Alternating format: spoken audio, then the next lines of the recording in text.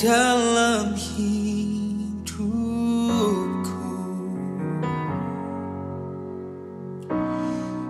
Allah Roh Kudus, mengubah hatiku,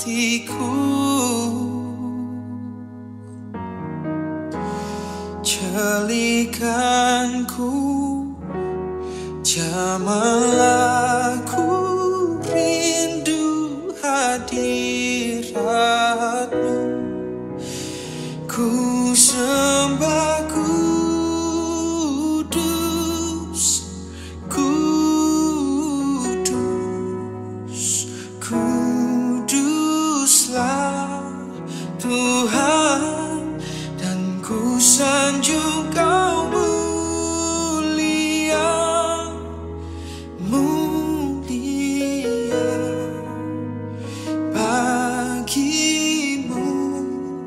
Tuhan. Shalom Bapak Ibu dimanapun Anda berada. Saya percaya setiap kita ada dalam kasih pemeliharaan Tuhan yang sempurna. Kembali lagi dengan saya, kita akan bersama-sama mendengarkan kebenaran firman Tuhan. Saya ambil dari Yohanes 14 ayat 25 sampai 26. Demikian firman Tuhan. Semuanya ini kukatakan kepadamu selagi aku berada bersama-sama dengan kamu. Tetapi penghibur, yaitu Roh Kudus yang akan diutus oleh Bapa dalam namaku, dialah yang akan mengajarkan segala sesuatu kepadamu dan akan mengingatkan kamu akan semua yang telah kukatakan kepadamu. Saudara, ayat ini kita ingat kembali tentang bagaimana kita memperingati hari Pentakosta. Itulah sebabnya hari ini saya memberi judul khotbah saya, Hidup Dipenuhi Roh Kudus. Kalau kita perhatikan saudara, di zaman sekarang ini teknologi semakin canggih, betul ya? Dulu orang seringkali mengalami kesulitan, bahkan bisa saja tersesat ketika mencari alamat yang hendak dituju, atau sulit mengetahui letak dan posisi kita di mana.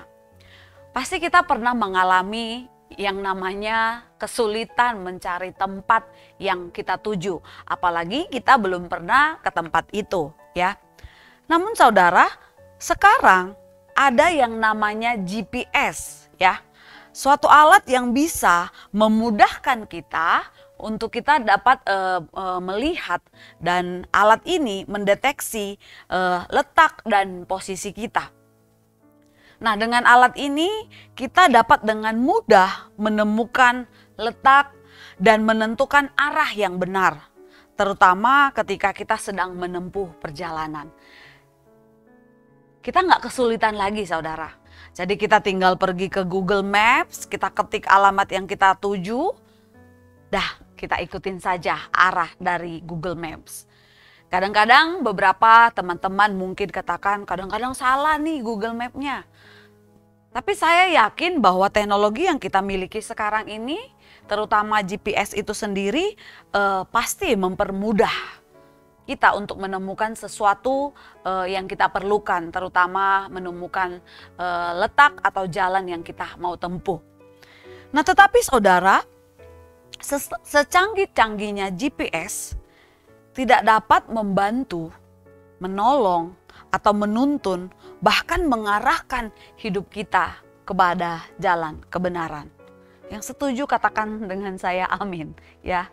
Secanggih-canggihnya teknologi ini tidak dapat membantu atau menolong atau menuntun kita atau mengarahkan kita kepada jalan kebenaran. Amsal 14 ayat 12 katakan, ada jalan yang disangka orang lurus, tetapi ujungnya menuju maut. Saudara, banyak orang mengalami kebutaan rohani, sehingga mereka tidak dapat melihat jalan kebenaran yang sejati. Ya, Yang bisa mereka lakukan hanyalah mereka-reka atau menebak-nebak jalan mana yang benar menurut pemikiran mereka sendiri atau menurut kata orang. Bagaimana dengan kita, saudara? Ketika kita memerlukan sesuatu hal di luar dari apa kemampuan kita, kemana kita mencari kebenaran dan pertolongan? Akulah Tuhan Allahmu yang mengajar engkau tentang apa yang memberi faedah, yang menuntun engkau di jalan yang harus kau tempuh. Ini yang menjadi dasar dari kekristenan kita, saudara. Kita punya Allah yang hidup, Allah yang dapat menuntun kita, Allah yang dapat membawa kita kepada jalan kebenaran itu sendiri. Berkaitan dengan khotbah yang saya sampaikan adalah tentang hari Pentakosta, ya. Hari Pentakosta sama dengan hari pengucapan syukur yang dilakukan oleh bangsa Israel. Ketika mereka memulai untuk menyabit gandum sebagai ucapan syukur atas hasil panen gandum mereka. Nah, saudara, dalam bahasa Yunani, Pentakosta itu berarti ke-50, ya. Karena itu dikenal dengan nama Hari Raya 7 Minggu, ya.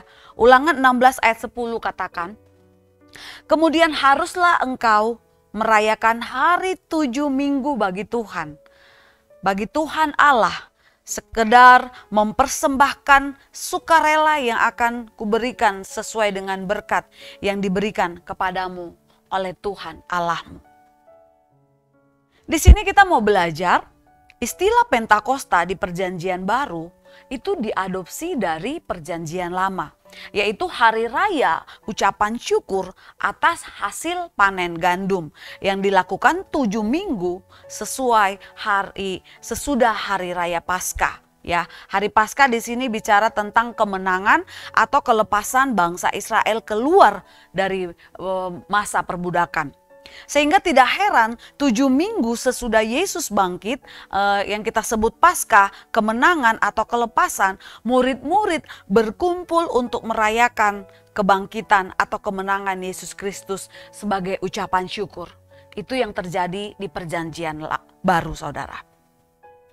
Saudara yang dikasihi Tuhan, tahukah saudara di Perjanjian Lama umat Israel menghayati hari Pentakosta sebagai pencurahan berkat-berkat Allah di dalam kehidupan mereka. Yang mana berkat-berkat Allah itu dinyatakan secara spiritual dalam bentuk firman Allah, yaitu Taurat, ya. Dan juga secara jasmaniah berupa makanan yang ditumbuhkan oleh Allah melalui hasil panen. Kira-kira konteks Pentakosta di dalam Perjanjian Lama seperti itu kejadiannya, saudara. Jadi Allah mencurahkan berkat-berkatnya dinyatakan secara spiritual dalam bentuk Taurat, firman Tuhan, dan juga secara jasmania berupa makanan yang ditumbuhkan Allah melalui hasil panen. Nah, sedangkan di Perjanjian Baru, umat Kristen menghayati hari raya Pentakosta sebagai pencurahan berkat-berkat dari Roh Kudus. Ya, bagi setiap orang yang percaya kepada Kristus, saudara. Nah, di dalam Perjanjian Lama, Pentakosta merupakan hari lahirnya bangsa Israel. Sedangkan di Perjanjian Baru, Pentakosta merupakan hari lahirnya gereja. Saya dan Anda adalah gereja Tuhan. Saya dan Anda adalah tubuh Kristus. Amin, saudara. Nah, maka di dalam Kisah 2 ayat 1 menceritakan bahwa murid-murid berkumpul di satu tempat untuk merayakan hari ke-50 Yesus sudah bangkit. Namun di luar dugaan mereka, Alkitab menceritakan turunlah dari langit suatu bunyi seperti tiupan angin keras yang memenuhi seluruh rumah di mana mereka duduk, dan tampaklah mereka lidah-lidah seperti nyala api yang bertebaran dan hinggap pada mereka masing-masing. Cerita ini mungkin sudah familiar untuk kita dengarkan. Setiap tahun mungkin akan kita dengarkan, saudara. Nah, di sini terjadi yang kita kenal pencurahan Roh Kudus yang sebelumnya Yesus sudah janjikan di Kisah Para Rasul pasal 1. Yang hari ini kita peringati berketetapan, ya, bertepatan kita peringati, yaitu Pentakosta.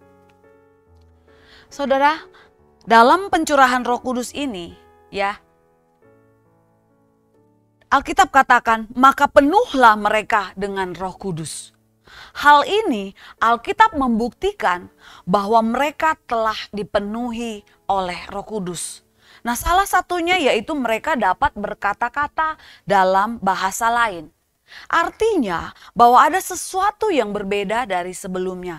Inilah yang pada akhirnya orang-orang yang ada di sekitar di mana mereka berkumpul, mereka menganggap mereka semuanya mabuk oleh anggur yang manis. Ini yang terjadi, saudara. Ketika mereka berkata-kata dalam bahasa-bahasa yang lain yang mereka tidak mengerti, ini yang orang lain yang tinggal bersama-sama dengan mereka, yang ada di sekitar mereka itu mengatakan bahwa mereka mabuk oleh anggur. Nah, namun sindiran inilah yang membuat Rasul Petrus dan ke-11 Rasul yang bangkit berdiri menjelaskan atas peristiwa yang terjadi. Yang mereka alami adalah pencurahan Roh Kudus. Sehingga melalui penjelasan dari rasul-rasul yang sampaikan kepada orang-orang yang menyaksikan dijamah oleh Tuhan, akhirnya mereka semua memberi diri mereka dibaptis. Ada satu pertobatan massal, saudara, ketika terjadi pencurahan kudus. Yang menarik di sini adalah ketika mereka mulai bertobat. Lalu dibuktikan dalam menyerahkan diri mereka untuk dibaptis sebagai wujud bahwa Tuhan telah mengampuni dosa-dosa mereka. Nah, itu yang terjadi, saudara. Satu perubahan besar atas orang yang menyindir dan menyangka mereka mabuk. Seringkali kita melihat dari kulit luarnya saja. Wah, ada apa mereka?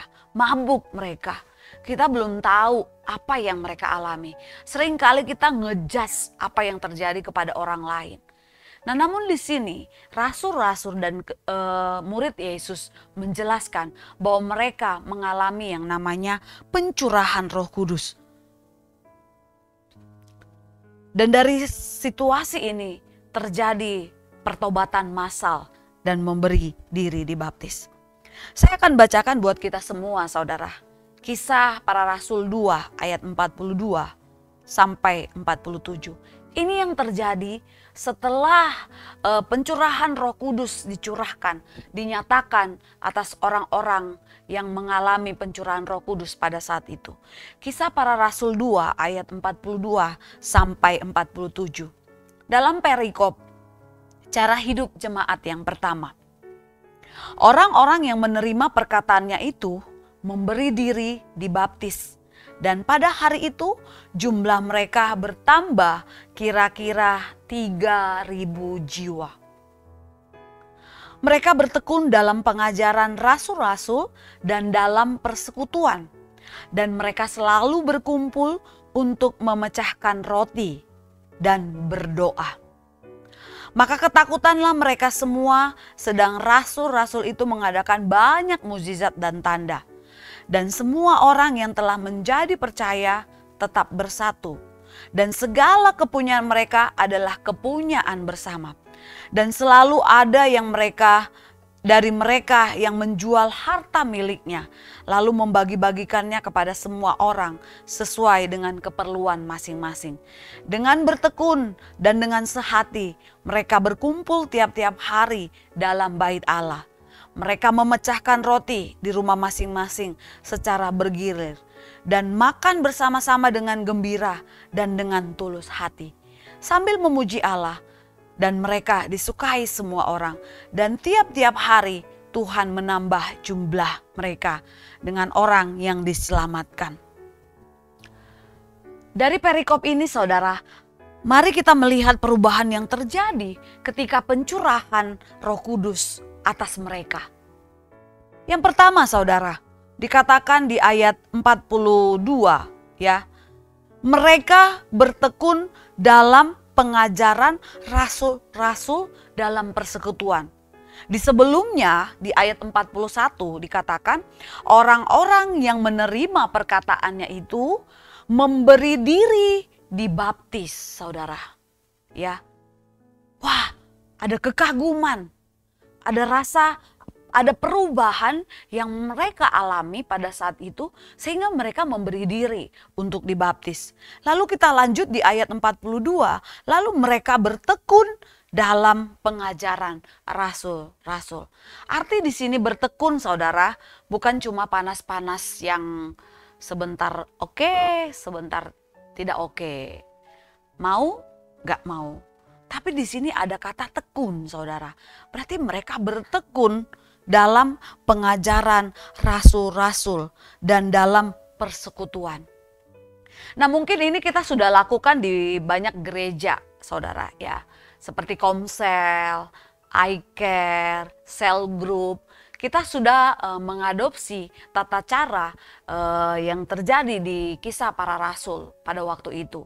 Ya, kita dari rumah ke rumah, kita sharing firman, kita beribadah, kita memuji dan menyembah Tuhan di dalam persekutuan bersama dengan teman-teman seiman.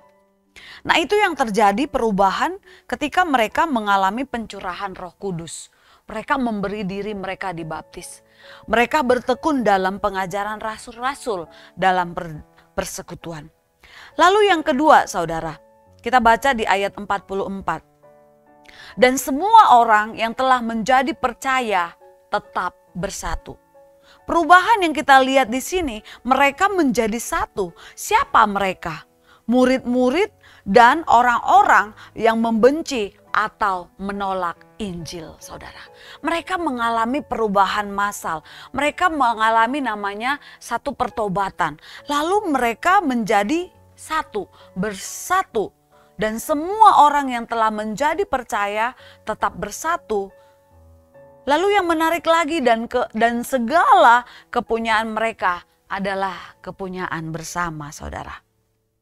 Di sini kita mau belajar poin yang ketiga, ada pengorbanan. Segala kepunyaan mereka adalah kepunyaan bersama. Sehingga tidak heran, saudara, setiap harinya ada di antara mereka yang rela menjual harta miliknya, lalu hasil penjualannya dibagi-bagikan kepada orang lain. Di ayat 44 dan 45 sudah dijelaskan. Mereka dengan rela menjual milik mereka, lalu ke hasil penjualannya dibagi-bagikan kepada orang-orang yang membutuhkan. Nah, poin yang keempat, mereka disukai oleh semua orang. Ya.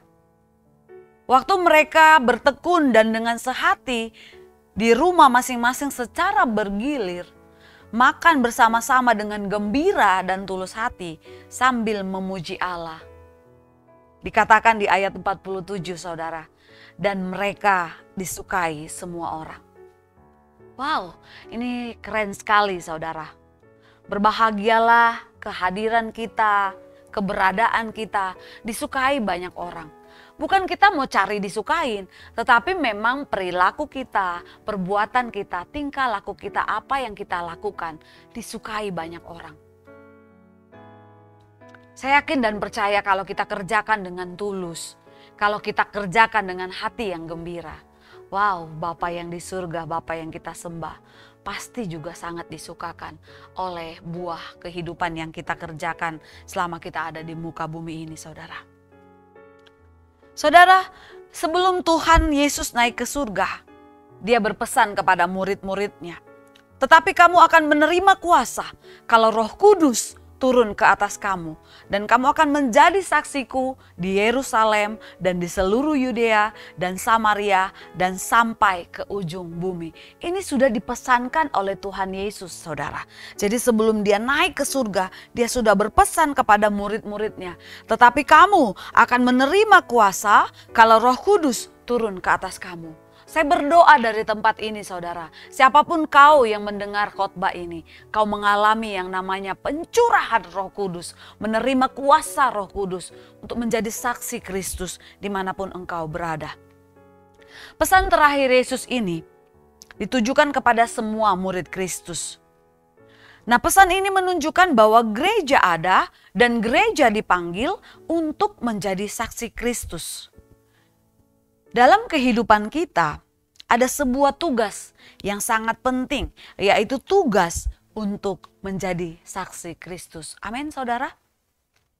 Itu berarti bahwa hidup gereja, hidup murid Kristus, hidup saya dan saudara barulah berguna ketika kita memberitakan tentang keselamatan di dalam Kristus Yesus.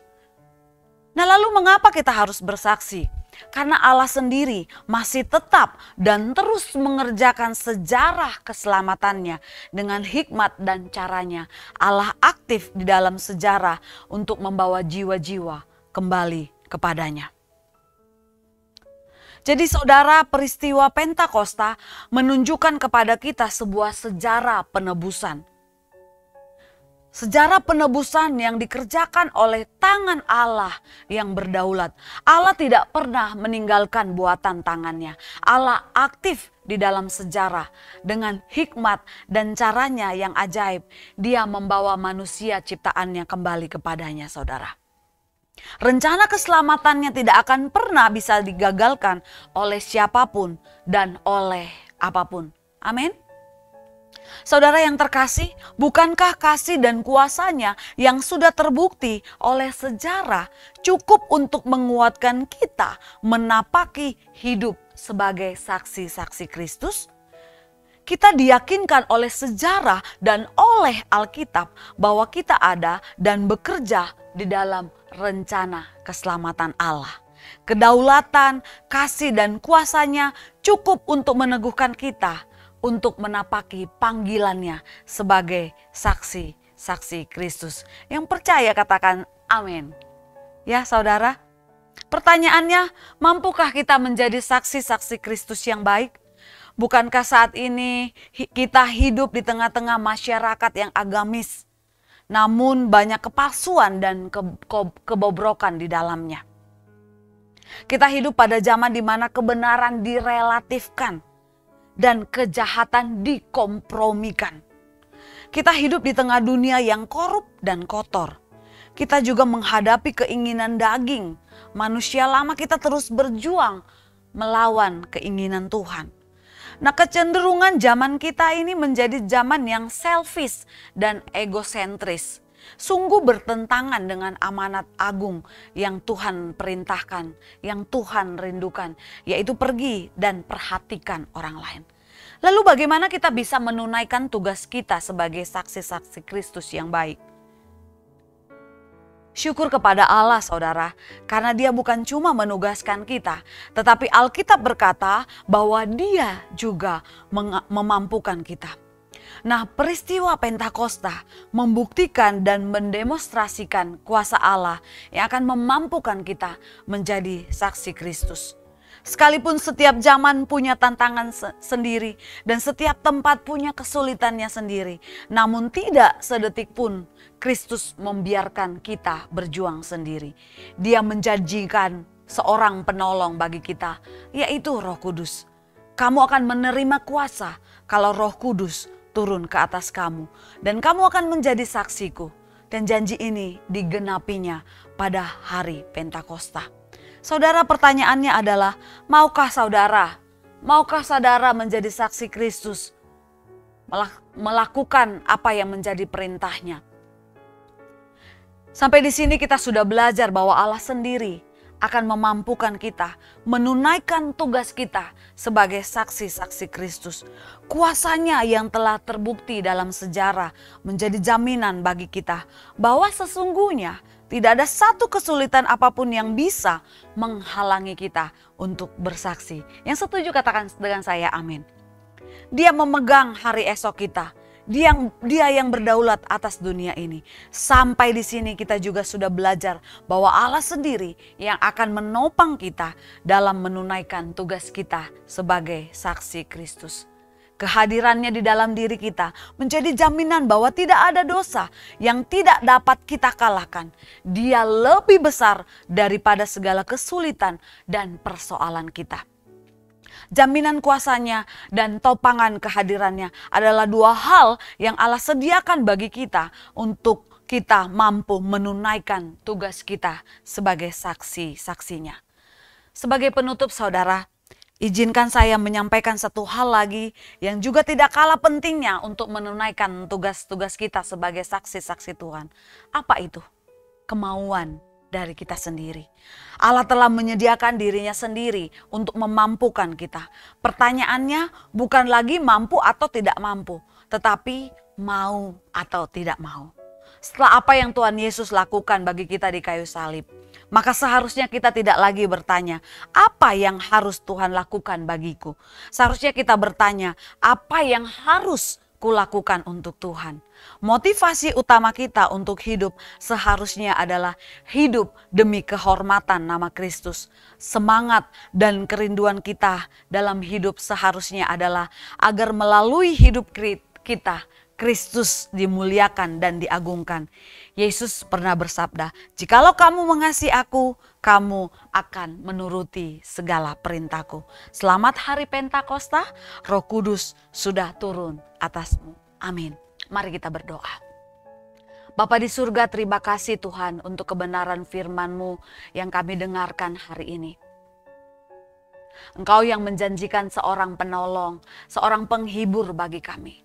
Roh Kudus, kami perlu Engkau. Roh Kudus, kami terbatas Tuhan.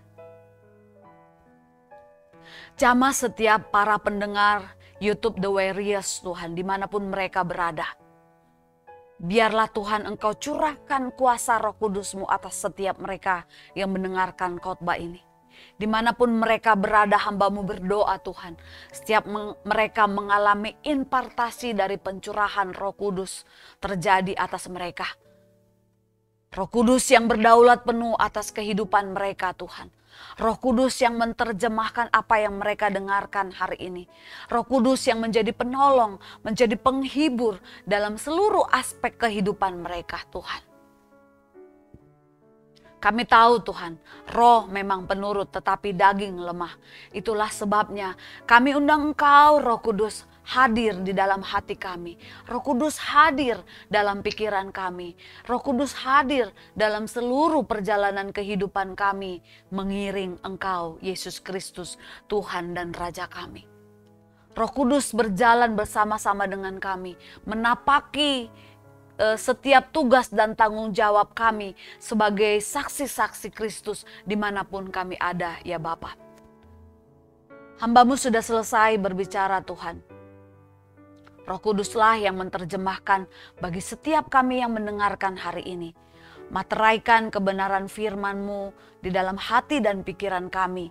Berbuah, berakar ya Tuhan Yesus. Sehingga kami terus diperlengkapi menjadi orang-orang yang dipenuhi dengan Roh Kudus. Menjadi orang-orang yang dapat melakukan kuasa mukjizat yang Kau berikan bagi kami Bapa. Lewat pencurahan Roh Kudus yang Kau nyatakan bagi kami semua. Tidak ada satupun yang terlewati Tuhan. Setiap kami mengalami Engkau Roh Kudus. Dalam nama Yesus, dari tempat ini hamba lepaskan berkat bagi semua pendengar YouTube The Warriors ya Tuhan dimanapun mereka berada. Mereka mengalami Roh Kudus secara pribadi. Mereka mengalami perjumpaan pribadi dengan Engkau Tuhan. Berkati mereka, urapi mereka, selamatkan mereka, hiburkan mereka Roh Kudus. Di dalam nama Tuhan Yesus, hamba sudah berdoa, biarlah terus Roh-Mu yang berdaulat atas kehidupan mereka. Dalam nama Tuhan Yesus, kami terima berkat-Mu, kami terima kuasa-Mu, kami terima pengurapan-Mu di dalam nama Tuhan Yesus. Haleluya. Yang percaya sama-sama kita katakan, amin. Shalom.